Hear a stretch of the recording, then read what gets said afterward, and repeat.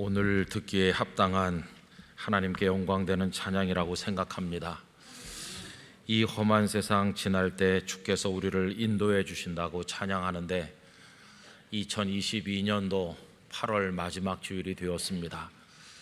지구촌이 몸살을 앓고 어떤 곳에서는 펄펄 끓고 어떤 곳에서는 비가 한 방울도 안 오고 코로나 전염병이 우리를 힘들게 하고 세계 경제가 곤두박질치고 전쟁이 일어나서 많은 사람이 사상되고 참 어려운 지난 8달이었다고 생각합니다.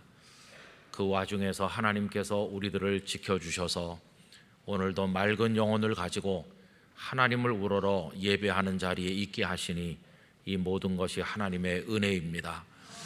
영락교회 성도들 모두가 다 주님의 나라에 첫 발을 들여놓는 그 마지막 순간까지 하나님께서 영혼과 육신을 지키시고 가정과 일터를 보호해 주시기를 원합니다. 깊은 감사로 찬양 맨 끝에 가사가 주 따르리 그러는데 주님을 따르는 성도들 되시기를 바랍니다. 이 주간에 8월이 마무리되고 가을을 상징하는 9월이 시작이 될 것입니다. 자주 말씀드린 시인 김현승 장로님께서 이 가을에는 기도하게 하소서 이런 식귀를 우리에게 남겨주셨는데 영락교회 성도 여러분 깊이 기도하면서 더 진지한 신앙생활로 하나님 앞에 나가시기를 부탁드립니다. 오늘 성경 말씀에 보면 친숙하게 우리가 잘 아는 한 가지 이야기가 나와 있는데 여기 여러 종류의 사람들이 등장하고 있어요. 그들을 가만히 생각을 해보면 예수님께서 우리에게 어떤 신앙인의 모습을 가지기를 원하시는지를 배울 수가 있습니다. 그래서 그 하나하나를 살펴보면서 주님의 마음에 꼭 드는 아름다운 성도가 되고자 하는 우리 결심을 다시 한번 새롭게 하고자 합니다. 그 첫째는 오늘 말씀에 보면 예수님께 전혀 관심이 없는 사람들이 있다는 겁니다. 어느 날 예수님께서 한 집 안에 계셨어요. 근데 아마도 가버나움 동네 어느 집이 아닐까 생각을 해보기도 합니다. 그런데 그 당시에 많은 사람들은 예수님께 관심이 없죠. 예수님께서 오셨는지 가셨는지 뭐 집 안에 계신지 길을 걸어가시는지 어떤 일을 하시든지 어떤 말씀을 하든지 나랑은 상관없는 일이다 생각하는 사람들이 있다는 겁니다.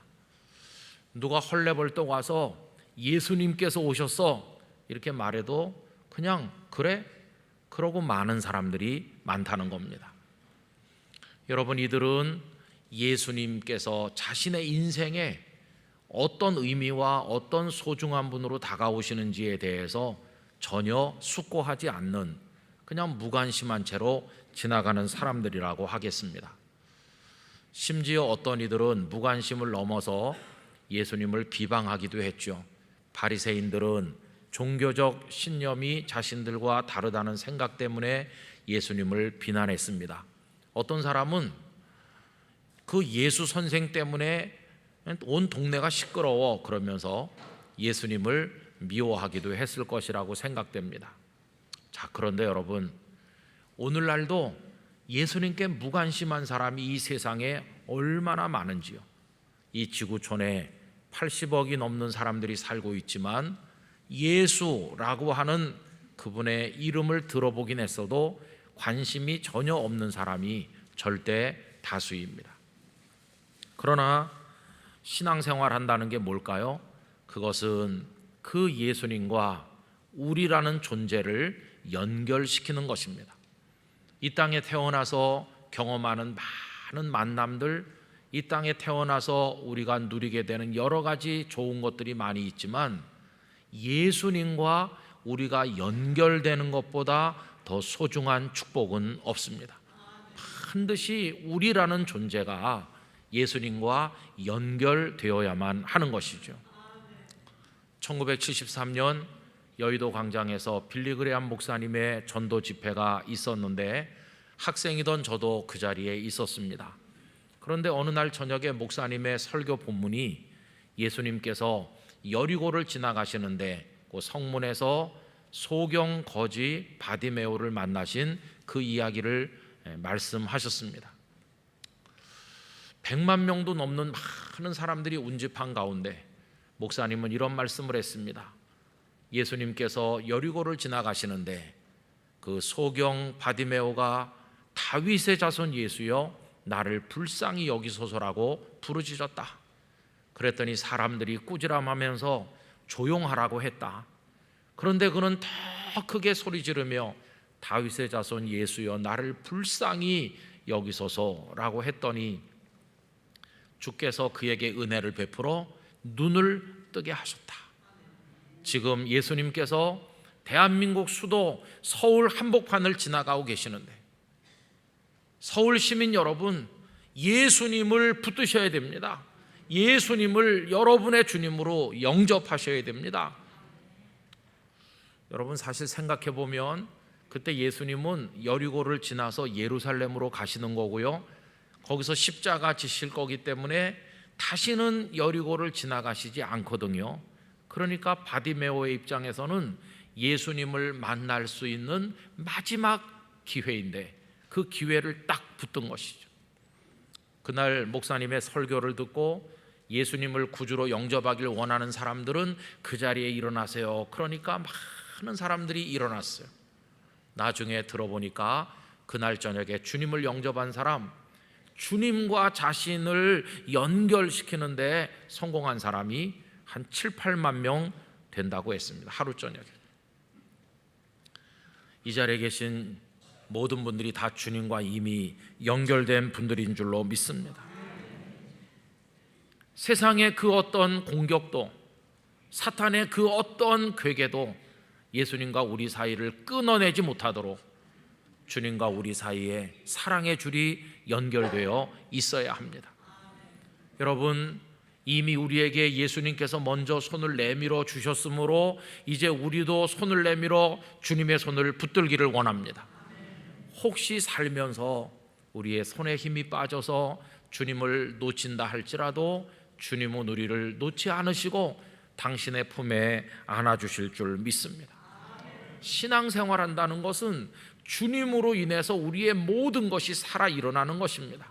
말초신경 하나까지라도 주님 그러면은 다 일어서서 주님을 향해 달려가는 것이고, 주님의 모든 것이 나를 채우는 것이고, 그래서 주님과 나라는 존재가 뗄래야 뗄 수 없는 관계로 연결되어 하나 되는 것, 이게 축복된 신앙 생활인 것입니다.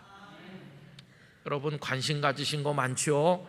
그러나 주님보다 우리의 더 큰 관심은 없습니다. 가장 사랑하는 분이 주님이셔야 되고 가장 먼저 생각하는 분이 우리 구주 예수님이셔야만 합니다. 오늘 본문에서 우리가 만나게 되는 두 번째 부류의 사람들이 있는데요, 이들은 주님이 계신 집에 오기는 왔는데 집 안에 들어오지는 않고 집 바깥에 서 있는 사람들입니다. 이들은 왜 바깥에 서 있을까? 예수님을 만난 적이 없을까? 예수님을 보긴 했지만 낯설어서 그래서 집 안에 못 들어오는 것인가? 그렇습니까? 아닙니다. 바깥에 서 있는 사람들은 참으로 놀랍게도 예수님께 가장 가까운 사람들이었어요. 그들이 누구입니까? 예수님을 몸으로 낳아주신 어머니 마리아, 그리고 예수님의 동생들이었어요. 여기 동생들이라고 하는 것은 예수님께서 동정녀 탄생으로 이 땅에 나신 이후에 그 양아버지인 요셉과 마리아 사이에서 태어난 몇 사람의 아우들을 얘기하는 것입니다. 그러니 이 세상에서 예수님과 그들처럼 가까운 관계는 없다고도 할 수 있습니다. 한 분은 어머니고 한 분은 함께 자라난 동생들 아닙니까? 그 몇 사람은 가장 가까운 사람인데 바깥에 서 있는 것이죠. 저는 이 설교를 준비하면서 다시 한번 마음속에 많은 부담을 느꼈어요. 그건 뭐냐 하면은 누구보다도 가깝지만 바깥에 서 있을 수도 있구나 하는 게 부담이 됐어요. 여러분, 이들의 생각은 두 가지였을 것입니다. 첫째는 저 안에 있는 예수는 내 아들이고 우리 형님들이고 우리는 너무나 가까워 하는 게 첫 번째 생각이었을 것이고요. 두 번째 마음은 그렇지만 저 안에서 무슨 일을 하시는지, 저 안에서 무슨 말씀을 하시는지 우리와는 별 상관이 없어 라고 하는 게 두 번째 생각이겠죠. 그래서 그들은 가깝지만 멀리 있는 사람, 바깥에 서 있는 사람들이었다고 말할 수가 있을 것입니다. 여러분, 이 말씀이 저에게 부담이 되었다고 하는 것은 오늘날도 그런 경우가 없으리라고 말할 수 없기 때문입니다. 저처럼 평생을 목사라는 호칭으로 불리는 사람, 일찍 예수님을 믿으셔서 장로님 되신 분들, 대물림하는 가정의 딸로 태어나 권사님 되신 분들, 오래 믿으신 집사님들, 우리 영락교회에 많으시잖아요. 여러분, 우리는 예수님께 너무나도 가깝다고 생각하고 예수님과 친하지 않습니까? 그런데 바깥에 있을 수도 있다고 하는 게 얼마나 두려운지 몰라요. 여러분, 혹시라도 우리와 예수님 사이에 어떤 문이 닫혀서 막혀 있다면 이거 정말 심각한 일입니다. 저는 어려서 아버님께 옛날 얘기들을 많이 들었는데요, 아버님께서 이런 말씀 하셨어요. 내가 선교사님들을 만났더니 평양에서 활동한 어느 선교사님께서 이런 얘기 하시더라 하면서 하신 말씀이 이겁니다. 아, 참 조선 형제들은 말을 어렵게 해요. 내가 말 때문에 고생 많이 해요. 그러면서 언제나 선교사님 문 닫고 들어오세요 그러는데 문을 닫았더니 못 들어간다는 거예요. 들어오시고 나서 문 닫으세요 그래야 되는데 문 닫고 들어오라고 그러니까 문 착 닫으니까 못 들어가잖아요. 합리적인 서양 선교사님하고 대충 말해도 알아듣는 똑똑한 한국 사람하고 통하는 게 아니에요. 우리는 다 닫은 다음에 잘 들어가요. 참 신통해요 우리는. 근데 여러분, 주님이 안에 계시는데 나는 바깥에 있을 수도 있는 거예요. 문 닫고 여러 가지 종류의 문을 닫았어요. 그래가지고 주님께로 못 가고 있는 거죠. 한번 생각해 보세요. 우리 예수님께 가깝다고 생각하시죠? 수십 년 예수님의 사람으로 살았다고 자부하시잖아요. 그런데 현재 우리의 영혼의 상태가 어디 있나요? 안에 있습니까? 밖에 있습니까? 우리는 어디 있는 것일까? 이분들이 지금 오신 이유가 예수님께 할 말이 있어서 왔거든요. 그럼 말이 있어서 왔으면 문 열고 들어와서 예수님 앞에 앉아가지고 말씀을 해야 되는데 할 말이 있지만 들어오지 않고 사람을 시켜서 우리가 왔다고 전해주세요 이렇게 하면서 바깥에 계속 서 있으니까 예수님과 이들 사이의 대화가 이 시점에서 끊어져 있는 거잖아요. 평생을 목회자로 살아도 교회 중직자로 살고 평생을 교회 안에 있어도 예수님과 대화가 단절될 수 있구나. 우리 성도님들은 여러분의 마음을 예수님께 다 말씀드리시나요? 예수님의 숨소리가 들리는 가까운 곳에 계시다고 생각하시나요? 그래서 예수님과 다 이렇게 하나로 연결되어서 통하는 신앙생활 하고 계십니까? 저는 우리 영락교회 성도들이 밖에 서 있는 분이 한 분도 없으시길 바라요. 문 다 열고 활짝 열어젖히고 주님께로 나가시기를 바랍니다. 주님 앞에 가셔서 내 눈물 어린 사연을 다 얘기하는 거예요. 밤을 새워서 얘기하고 예수님의 말씀을 듣고 주님과의 교제가 깊어지고 또 깊어지고 친숙해지시기를 축원합니다. 주님과 깊이 교제하는, 안으로 들어가는 게 왜 중요하냐 하면요, 저 바깥에 어머니하고 동생들이 할 말이 있어서 왔습니다 그랬을 때 예수님께서 나가실 수도 있잖아요. 무슨 말씀을 하러 오셨는지 나가서 들어볼 수 있잖아요. 그러나 이게 왜 아쉽습니까? 할 말 끝나면 이분들은 또 갈 거니까, 볼일 다 봤으니까 가는 거죠. 볼일 보고는 가는 거예요. 우리도 종종 그래요. 주님, 할 말이 있어서 왔어요. 뭔데? 이렇게 해가지고 몇 마디 기도하고 볼일 다 봤으니까 안녕히 계세요 그렇게 하고 가는 거죠. 여러분, 그렇게 하시진 않으시나요? 주님이 원하시는 것은 할 말 있으면 와서 가끔 해라, 그게 아니라 여기 나 있는 곳에, 내가 집 안에 있으면 너도 내 옆에, 내가 길에 나가면 너도 내 뒤를 따라서 나랑 언제나 함께. 여러분, 주님이 그걸 원하신다는 사실을 기억하시기를 바라는 것입니다. 그래서 우리의 소원은 주님과 깊이 교제하는 거, 그게 소원이 되어야만 되는 거죠. 절대 바깥에 계시면 안 돼요. 그리고 이분들은 나중에 어떻게 됐을까요? 언제나 바깥의 사람들이었느냐? 아니에요. 오늘 본문의 시점에서는 이분들이 집 밖에 서 있는 이로 등장하지만 나중엔 달라졌습니다. 예수님께서 십자가를 지시고 부활하시고 승천하신 그 이후에 예루살렘의 그 다락방에 베드로, 야고보, 요한, 안드레 이런 제자들이 다 모여서 하나님 아버지의 약속하신 성령님을 기다리면서 거기서 기도에 힘쓸 때 이들은 더 이상 바깥에 서 있지 않고 다락방 안에 들어와서 한 마음 한 뜻으로 기도하는 사람이 되었습니다. 이제는 안의 사람이 된 것이었어요. 여러분, 그 이야기가 사도행전 1장 13절 14절에 또렷이 나오죠. 들어가 그들이 유하는 다락방으로 올라가니 베드로, 요한, 야고보, 안드레와 빌립, 도마와 바돌로메, 마테아 및 알페오의 아들 야고보, 셀로딘, 시몬, 야고보의 아들 유다가 다 거기 있어 14절 같이 읽겠습니다. 여자들과 예수의 어머니 마리아와 예수의 아우들과 더불어 마음을 같이하여 오로지 기도에 힘쓰더라. 아멘. 바깥의 사람이었던 그분들이 사도행전에서는 안의 사람으로 바뀌게 되었어요.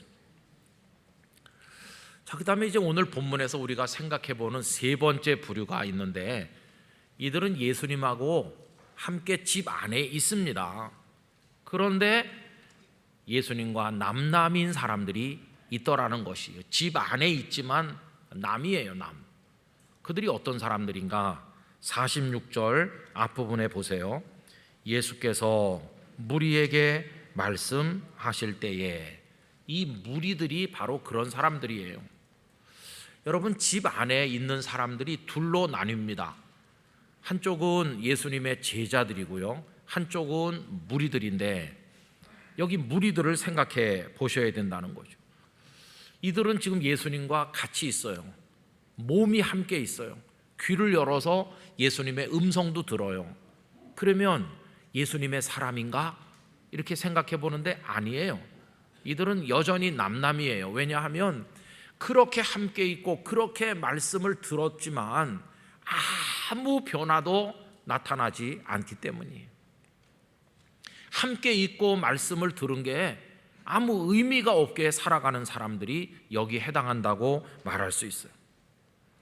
자, 그러면 저 바깥에 지금 어머니하고 동생들이 왔어요 라고 했을 때 예수님의 반응이 어떤지 우리 보도록 하겠습니다. 48절 49절 제가 읽지요.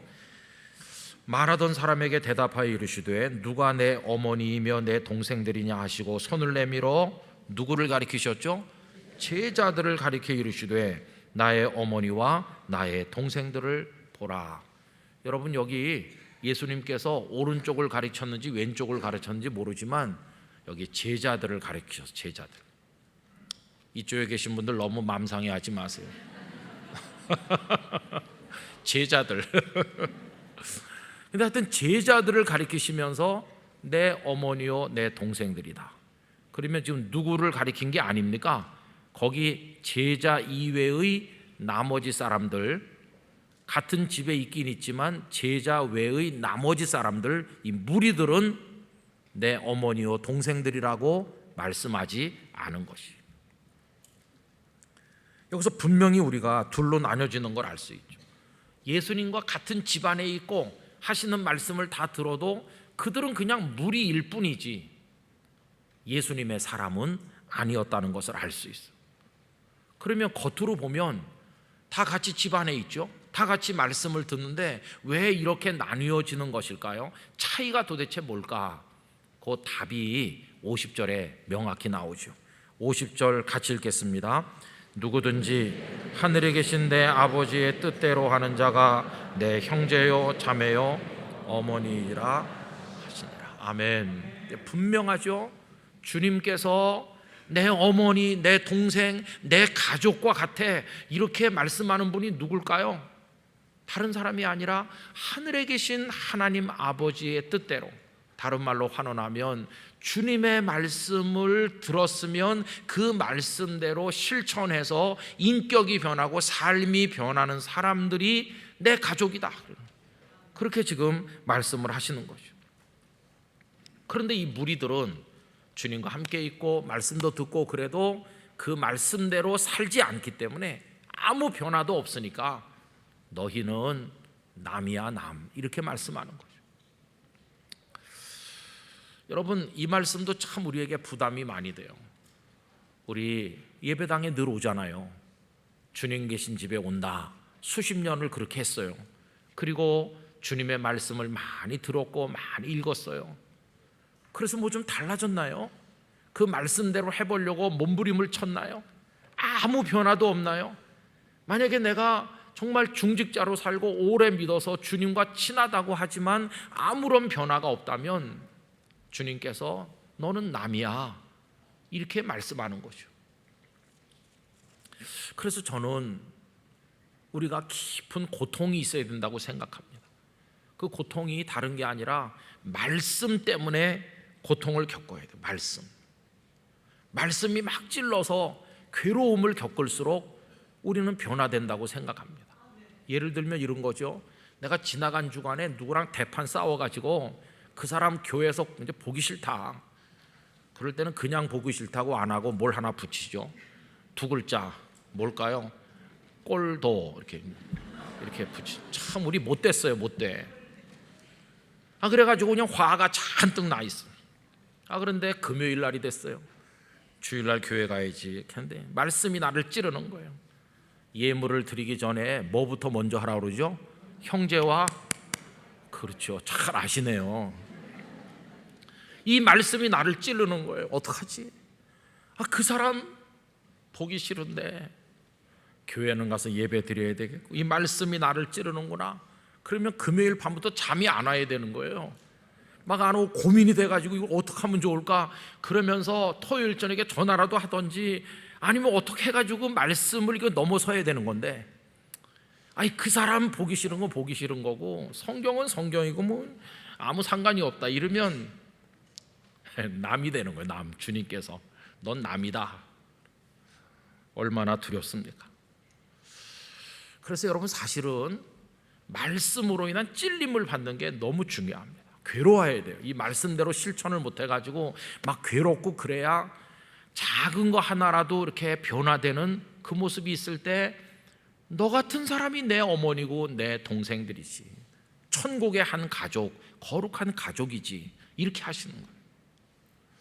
여러분, 이건 누가 뭐라고 야단할 수가 없어요. 집사님 왜 그래 이렇게 말한다고 되는 것도 아니고, 정말 주님을 진실하게 여러분이 믿고 의지하고 주님의 사람 되길 원한다면 주님 앞에 엎드려서 각자가 결단해야 될 그런 문제인 것이.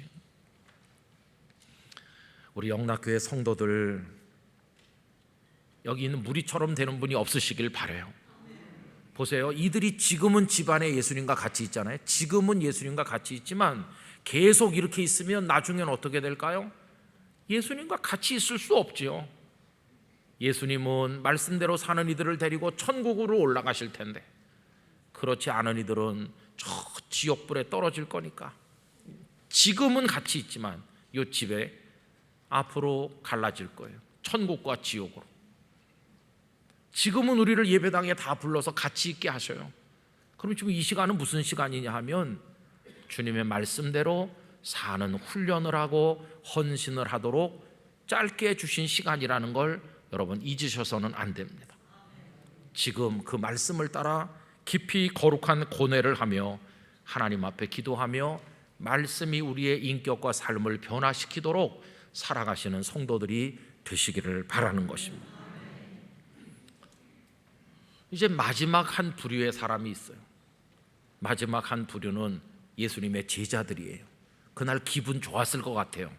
예수님께서 척하니 자기들을 가리키면서 내 어머니고 내 동생들이다 하니까 와, 감격했겠죠. 바깥에 진짜 어머니 동생들이 왔는데도 예수님이 자신들을 이렇게 축혀 세우니까 얼마나 황공하고 기뻤겠어요. 그런데 기뻐할 거 하나도 없는 거예요. 왜 그러냐면 그 말씀 속에는 경고가 들어있기 때문이에요. 만약에 너희들이 하나님의 말씀대로 하지 않는다면 너희들도 남이 된다. 경고가 들어있는 거예요.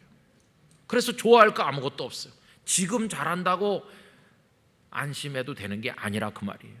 여러분, 나중에 어떻게 됐나요? 이 제자들 예수님과 함께 있지 않았습니다. 겟세마네 동산에서 예수님 버리고 도망가서 이제는 떨어져 있게 됐고요. 십자가를 지고 나를 따르라고 말씀했는데 그 말씀대로 실행하지 않았으니까 이제는 남처럼 된 거예요. 지금 내가 주님의 말씀대로 산다고 해서 교만해서 좋을 사람은 아무도 없는 거죠. 끝까지 해야 되는 거죠.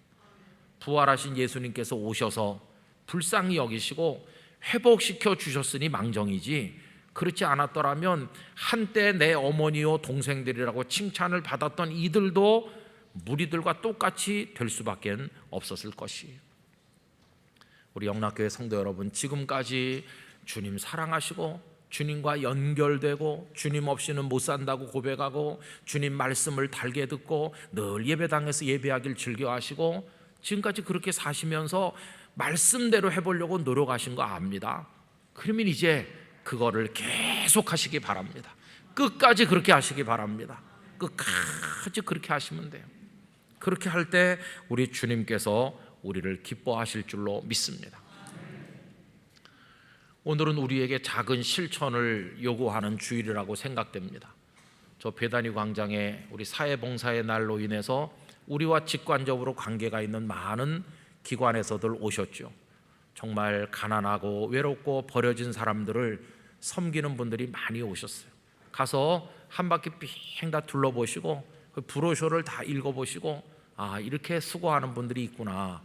그 불쌍한 아이, 불쌍한 노인, 배고른 사람 내가 어떻게 도울 수 있을까 한번 보시고 여러분들의 마음이 연결된다면 그게 실천하는 것이죠. 그래서 여러분 오늘 가셔서 많은 부스를 방문해 주시기를 부탁을 드리는 것입니다. 오늘 말씀을 정리하면 이래요. 예수님께 관심 없었던 사람들처럼만 안 되고 주님과 우리가 하나로 연결되어 영생의 복을 얻어야 됩니다. 예수님과 가깝다고 착각하지만 실제로는 저 바깥에 있는 자처럼 영적 생활이 다 메마르고 삭막해져서는 안 되고 주님과 늘 말씀드리고 말씀 듣고 주님과 깊은 교제를 가지셔야만 됩니다.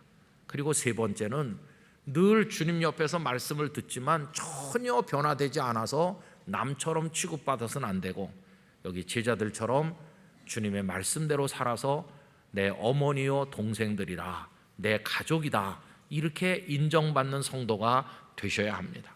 마지막으로 그거를 끝까지 계속하시는 겁니다. 끝까지 하나님 우리를 부르시는 그날까지 계속하시다가 하늘의 거룩한 가족으로 우리 모두가 들림받게 되기를 원합니다.